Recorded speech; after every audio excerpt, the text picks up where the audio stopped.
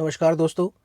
हम लोग मध्य प्रदेश राज्य के कुछ इम्पोर्टेंट फैक्ट्स के बारे में बात कर रहे थे अपने पिछले वीडियो में। तो उसी सीरीज़ को आगे बढ़ाते हुए शुरू करते हैं आज का पहला फैक्ट। मध्य प्रदेश के पहले हिंदी दैनिक समाचार पत्र का नाम बताइए। तो इसका सही जवाब है मालवा अखबार। और मालवा वाला जो क्षेत्र है वो आपको मध्य प्रदेश के पश्चिमी हिस्से में मिलेगा और यहाँ पे जो बोली जाती है उसको मालवी कहते हैं। एशिया का सबसे बड़ा पनीर बनाने का कारखाना किस स्थान पर स्थित है? तो इसका सही जवाब है खजुराहो। खजुराहो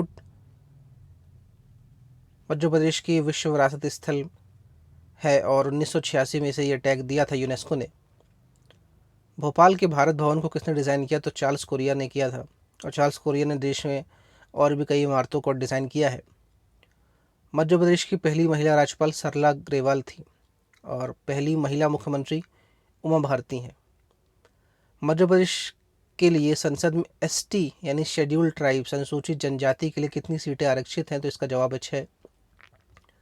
मध्य प्रदेश में से हम लोग कुल 29 सांसदों को संसद में भेजते हैं और जिनमें से 6 सीट एसटी के लिए आरक्षित है और 4 सीट एससी के लिए।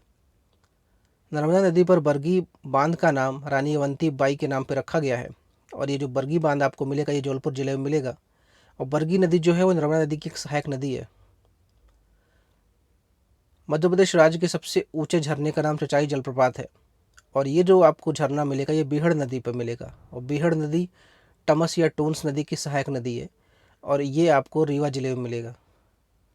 मध्य प्रदेश का सबसे ज़्यादा आबादी वाला जो क्षेत्र है वो मालवा।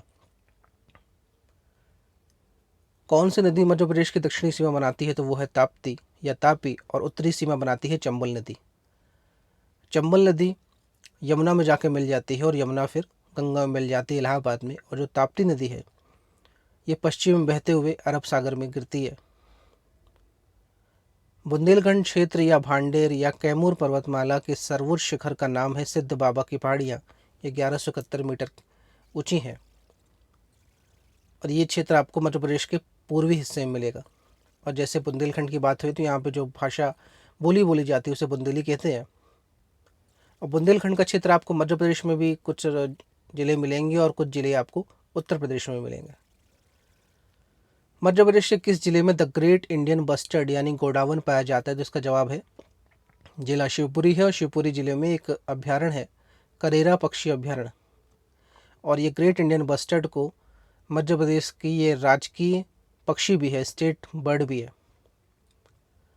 बघेलखंड क्षेत्र में किस प्रकार की मिट्टी प्रमुखता से पाई जाती है? तो यहाँ पे लाल पीली मिट्टी मिलती है। बघेलखंड में बघेली बोली जाती है और रीवा, पन्ना, सीधी, सिंगरौली, सतना ये सब बघेलखंड क्षेत्र में आते हैं। मध्य प्रदेश का एकमात्र मौसम वेधशाला किस शहर में है? वो है इंदौर में। और इंदौर को मध्य प्रदेश की औद्योगिक राजधानी यानी कमर्शियल कैपिटल भी कहते हैं। और मध्य प्रदेश का जो वित्त निगम है और जो शेयर बाजार है वो इंदौर में ही स्थित है। सबसे ज़्यादा आबादी वाला जिला भी इंदौर है। राजपीपला पहाड़ियाँ किस प्रमुख पर्वत श्रृंखला में आती हैं? तो ये है सतपुड़ा पर्वतमाला। तो सतपुड़ा पर्वतमाला जो है वो मध्य प्रदेश के आपको दक्षिणी हिस्से में मिलेगी और इस पर्वतमाला या इस माउंटेन रेंज का जो आपको वेस्टर्न हिस्सा मिलेगा वो राजपीपला की पहाड़ियों में जाता है। और ये जो पहाड़ियाँ हैं ये आपको कुछ मध्य प्रदेश में और कुछ गुजरात में मिलेंगी। मध्य प्रदेश राज्य के भीतर नर्मदा नदी कितने जिलों में बहती है? तो कुल 15 जिलों से बहती है। नर्मदा नदी जो है वो मध्य प्रदेश के अनूपपुर जिले के अमरकंटक से निकलती है और पश्चिम की ओर बहती है, वेस्ट की ओर। और उसके बाद ये गुजरात से होते हुए फिर अरब सागर में खंबाती खाड़ी में गिरती है। चोलिया फॉल्स किस नदी पर बनते हैं? तो ये चंबल नदी पर। और मैंने जैसे बताया चंबल नदी मध्य प्रदेश की जो उत्तरी सीमा है, नॉर्दर्न बाउंड्री को बनाती है। मध्य प्रदेश में किस वर्ष में नवीन और नवीनीकरणीय ऊर्जा विभाग की स्थापना की गई? तो इसका जवाब 2010। 24 घंटे बिजली की आपूर्ति प्राप्त करने वाले मध्य प्रदेश के पहले जिले का नाम है जबलपुर। और मध्य प्रदेश में 24 घंटे बिजली सप्लाई जो शहरी क्षेत्र है वहाँ मिलती है और ये प्राप्त करने वाला भी ये देश का पहला राज्य था। बिछिया नदी की शहर के तट किनारे स्थित है। तो रीवा जो शहर है उसके बीच में आपको ये नदी मिलेगी, बिछिया नदी। और रीवा जो शहर या ज़िला है वो रीवा संभाग का हेडक्वार्टर भी है। और रीवा संभाग में आपको सतना, रीवा, सीधी, सिंगरौली 4 ज़िले मिलेंगे। और ये जो इलाका है ये मूलतः बघेलखंड का इलाका कहलाया जाता है। माता टीला बांध किस नदी पर बनाया गया है? तो यह है बेतवा नदी। मध्य प्रदेश की सीमा में भारत का कितना वन क्षेत्र आता है? तो यह 12%। और अगर एरिया वाइज बात करें तो मध्य प्रदेश में देश के सर्वाधिक वन मिलते हैं। मध्य प्रदेश में कितने वन वृत्त हैं, कितने फॉरेस्ट सर्कल हैं? ये है 16। किस वन वृत्त में सर्वाधिक आरक्षित यानी रिजर्व फॉरेस्ट है? ये खंडवा फॉरेस्ट सर्कल। और ये जो आरक्षित वन होते हैं यहाँ पे किसी भी प्रकार की मानवीय गतिविधियाँ अलाउ नहीं होती। मतलब आप यहाँ पे लकड़ियाँ नहीं काट सकते, अपने जानवरों को चरवा नहीं सकते, और भी किसी प्रकार का यहाँ पे निर्माण नहीं कर सकते। मध्य प्रदेश के सबसे बड़े वन प्रभाग का नाम है मंडला। किस जिले को मध्य प्रदेश के आंवला जिले के रूप में जाना जाता है? आंवला आप लोग जानते होंगे, खट्टा होता है, विटामिन सी का काफ़ी अच्छा सोर्स है। ये पन्ना जिला है। पन्ना जिले में ही आपको पन्ना राष्ट्रीय उद्यान मिलेगा। मध्य प्रदेश के कितने राष्ट्रीय उद्यान राष्ट्रीय बाघ परियोजना के अंतर्गत आते हैं? मतलब कितने नेशनल पार्क हैं जहाँ पे प्रोजेक्ट टाइगर चल रहा है? ये हैं 6। और इनमें से एक है पन्ना टाइगर रिजर्व भी, जो पन्ना नेशनल पार्क के अधीन आता है। भारत का पहला सौर ऊर्जा पार्क किस स्थान पर बनाया जाता है? वो है गणेशपुर, मध्य प्रदेश में। और अभी हाल में हमारे देश के प्रधानमंत्री नरेंद्र मोदी ने रीवा के पास ultra mega solar power plant की भी आधारशिला रखी, उद्घाटन किया। और ये जो हमने सोलर पावर प्लांट बनाया है इसमें लगभग 24% जो बिजली है वो सीधे दिल्ली मेट्रो को दी जाएगी। मध्य प्रदेश का सबसे बड़ा वन्य जीव अभ्यारण्य यानी वाइल्ड लाइफ सेंचुरी है नौरा देही वन्य जीव अभ्यारण्य। इसका काफ़ी बड़ा क्षेत्र सागर जिले में आता है। कौन सी प्रजाति मध्य प्रदेश में अस्तित्व परियोजना के अंतर्गत आती है? तो यह है गिद्ध यानी वल्चर। और एक दवा है डाइक्लोफेनाक। ये जो दवा है ये एक तरह से हम कह सकते हैं कि दर्द को दूर करने वाली दवा है। और ये जो जानवर होते हैं उनको दी जाती है। और जब ये जानवर मर जाते हैं तो ये गिद्ध उन जानवरों को जब भोजन करते हैं तो इनसे इनका जो गिद्ध का लंग है वो फेल हो जाता है और ये मर जाते हैं। और डाइक्लोफेनाक जो दवा है वो एक तरह से सुसाइड का काम कर रही है इन गिद्धों के लिए। मध्य प्रदेश द्वारा देश में सोयाबीन का कितना प्रतिशत उत्पादन किया जाता है? वो है 62%। और मध्य प्रदेश को सोया प्रदेश भी कहते हैं, यहाँ सोयाबीन सबसे ज़्यादा होता है देश में। मध्य प्रदेश जो है वो दाल में भी नंबर 1 है देश में। मध्य प्रदेश में अंगूर के लिए कौन सा शहर प्रसिद्ध है? ये है रतलाम। और रतलाम अपने यहाँ की नमकीन यानी रतलामी सेव के लिए भी प्रसिद्ध, और रतलामी सेव को जीआई टैग भी मिला हुआ है।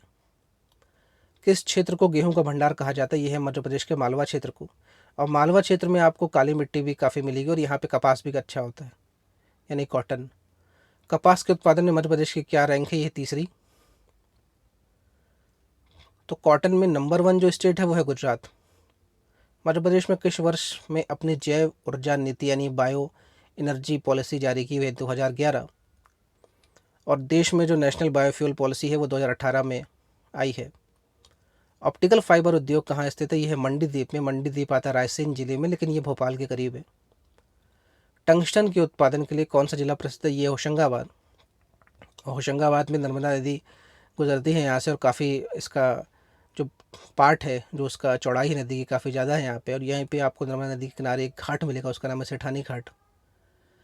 किस प्रदेश मध्य प्रदेश के किस शहर में इसरो की सुविधा स्थित है? ये भोपाल में। और इसरो जो है इंडियन स्पेस रिसर्च ऑर्गेनाइजेशन, इसका मुख्यालय मिलेगा आपको कर्नाटक की राजधानी बेंगलुरु में। मध्य प्रदेश के पोल्ट्री उत्पाद का नाम बताइए जिसे हाल ही में जीआई टैग मिला है? तो यह कड़कनाथ मुर्गा। किस शहर में परमाणु बिजली घर पाया जाता है? यह मध्य प्रदेश मंडला के चुटका गांव में। अभी ये चालू नहीं हुआ लेकिन यहाँ पे ऐसा काम चल रहा है। रक्षा वाहन कारखाना यानी व्हीकल फैक्ट्री किस स्थान पे स्थित है? ये जबलपुर में। और ये जो व्हीकल फैक्ट्री यहाँ पे आपको भारतीय सेना के लिए जो जीप है, जो ट्रक है, बसेस हैं और भी आर्मर्ड व्हीकल हैं वो सब बनाए जाते हैं। मध्य प्रदेश सरकार की पहली पन बिजली परियोजना का नाम है गांधी सागर बांध परियोजना, और ये बनी है चंबल नदी पर। और चंबल नदी जो है ये इंदौर के पास महू नाम की जगह से निकलती है और फिर ये जाके ये यमुना में मिलती है। मध्य प्रदेश में नर्मदा नदी की लंबाई कितनी है? ये है 1077 किलोमीटर। नर्मदा नदी की कुल लंबाई है 1312 किलोमीटर, जिसमें से 1077 यानी 1077 किलोमीटर बहती है मध्य प्रदेश में और बाकी ये बहती है गुजरात में। प्रभाष जोशी पुरस्कार किस खेल के लिए जाना जाता है? यह है मलखम्ब के लिए, और मध्य प्रदेश का जो स्टेट स्पोर्ट है वो भी मलखम्ब है। मध्य प्रदेश फड़के स्टूडियो किस जिले में स्थित है? ये धार। और फड़के स्टूडियो जो है ये विश्व प्रसिद्ध है। और आप लोगों को शायद याद हो कि जो पीथमपुर है, जिसको मध्य प्रदेश का डेट्रॉइट भी कहते हैं और ऑटोमोबाइल इंडस्ट्री के लिए काफ़ी फेमस है, यह है तो इंदौर के निकट लेकिन आता है धार जिले में। मध्य प्रदेश सरकार की ओर से कालिदास सम्मान में पुरस्कार के रूप में दी जाने वाली धनराशि है 2 लाख रुपए। और कालिदास जो समारोह होता है वो मध्य प्रदेश के उज्जैन में मनाया जाता है। किस राज्य के लिए विविध संस्कृति का गलनांक शब्द का उपयोग किया जाता है? यह है मध्य प्रदेश के लिए, क्योंकि यहाँ पे कई सारी कल्चरल डाइवर्सिटी आपको मिलती है। प्रसिद्ध अजयगढ़ किला मध्य प्रदेश से किस जिले का हिस्सा है? पन्ना जिले का। और एक तरह से कहा भी जाता है कि इस किले को भी जीता नहीं जा सका। कुमार गंधर्व पुरस्कार किस क्षेत्र से संबंधित है? संगीत से। इकबाल पुरस्कार ये उर्दू लेखन से संबंधित है और इसमें 1 लाख रुपए की राशि दी जाती है। दोस्तों, इसके आगे की जो सीरीज़ है वो अपन अगले वीडियो में देखेंगे। तब तक के लिए धन्यवाद। जय हिंद।